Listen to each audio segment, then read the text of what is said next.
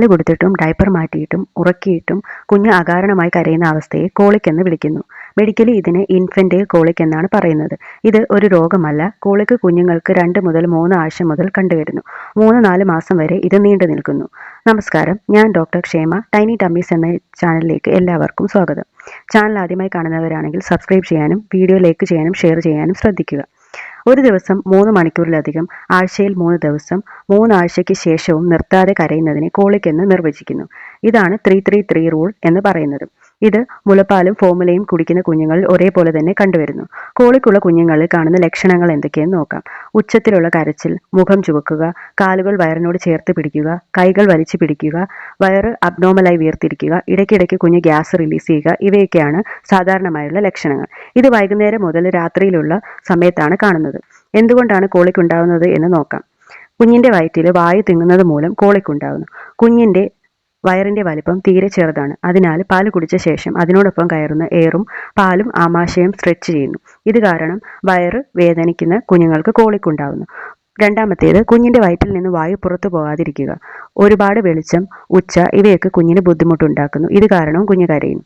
അമ്മ കഴിക്കുന്ന ഭക്ഷണങ്ങളിൽ നിന്നും കുഞ്ഞിന് ഗ്യാസ് ഉണ്ടാകുന്നു. ആസിഡ് റിഫ്ലക്സ് ഉള്ള കുഞ്ഞുങ്ങളിലും കോളിക് വരുന്നു.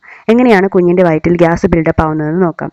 പാല് കുടിക്കുമ്പോൾ കുഞ്ഞ് അകത്താക്കുന്ന വായു കൃത്യമായി ബർപ്പ് ചെയ്യാതിരിക്കുന്നത് മൂലം കുഞ്ഞിന് ബുദ്ധിമുട്ടുണ്ടാക്കുന്നു. കുഞ്ഞ് ഒരുപാട് നേരം കരയുമ്പോഴും വായു ഉള്ളിൽ ചെന്ന് ബുദ്ധിമുട്ടുണ്ടാവും. ഫോർമുല ഉപയോഗിക്കുന്ന കുഞ്ഞുങ്ങളിൽ ബോട്ടിലിന്റെ നിപ്പിൾ സൈസ് വലുതാവുമ്പോൾ ഇത് സംഭവിക്കുന്നു.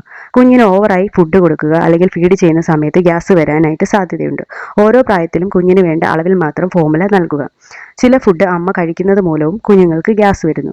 കോഫി, ബീൻസ്, കടല, ക്യാബേജ് ഇവയൊക്കെ കുഞ്ഞിന് ഗ്യാസ് ഉണ്ടാക്കുന്ന ഭക്ഷണങ്ങളാണ്. പകരം ഓട്സ്, ചെറുമീനുകൾ, അവക്കാഡോ, യോഗട്ട്, എഗ്ഗ് ഇതുപോലെയുള്ള പ്രോട്ടീൻ റിച്ച് ആയിട്ടുള്ള ഭക്ഷണങ്ങൾ കഴിക്കാനായിട്ട് അമ്മമാർ ശ്രദ്ധിക്കുക. എങ്ങനെ ഇത് പരിഹരിക്കാമെന്ന് നോക്കാം. ഫീഡിംഗ് ടൈമിൽ കുഞ്ഞിനെ ശരിയായി പൊസിഷൻ ചെയ്യാനും ലാച്ച് ചെയ്യാനും ശ്രദ്ധിക്കുക. ഓരോ തവണ പാല് കുടിച്ച ശേഷവും കുഞ്ഞിനെ ബർപ്പ് ചെയ്യുക. ഓവർ ഫീഡിംഗ് ഒഴിവാക്കുക.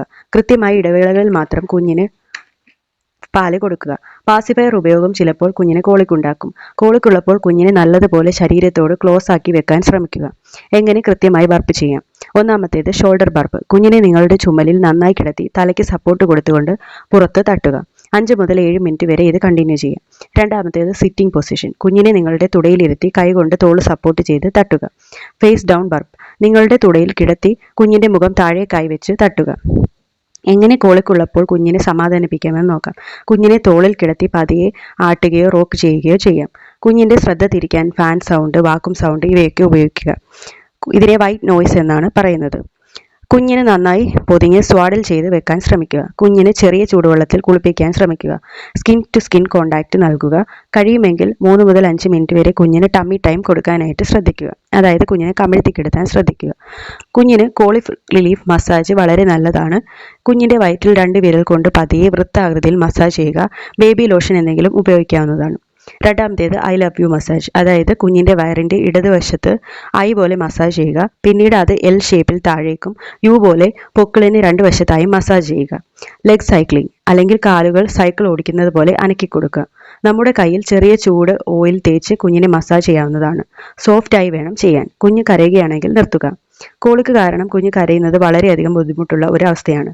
ഈ സമയം അമ്മയ്ക്കും കുഞ്ഞിനും മതിയായ സപ്പോർട്ട് നൽകുക. കുഞ്ഞിന് കോളിക്കുള്ള സമയത്ത് കൊടുക്കാവുന്ന നല്ല സിറപ്പാണ് സിമത്തിക്കോൺ എന്ന് പറയുന്നത്. ഇത് ഡോക്ടറുടെ ഉപദേശപ്രകാരം മാത്രം വാങ്ങാനായി ശ്രദ്ധിക്കുക. സിമത്തിക്കോൺ അടങ്ങിയ ഫോർമുലേറ്റഡ് ആയിട്ടുള്ള സിറപ്പുകൾ ഡോക്ടർ തരുന്നതാണ്. ഇത് ഡോക്ടർ പറയുന്ന ഡോസിൽ മാത്രം ഓരോ അളവിലും ഓരോ പ്രായത്തിലും കുഞ്ഞിന് നൽകാവുന്നതാണ്. ഇതുപോലെയുള്ള യൂസ്ഫുൾ വീഡിയോകൾക്കായി ചാനൽ സബ്സ്ക്രൈബ് ചെയ്യാനും വീഡിയോ ഇഷ്ടമായി ലൈക്ക് ചെയ്യാനും ഷെയർ ചെയ്യാനും മറക്കരുത്. താങ്ക്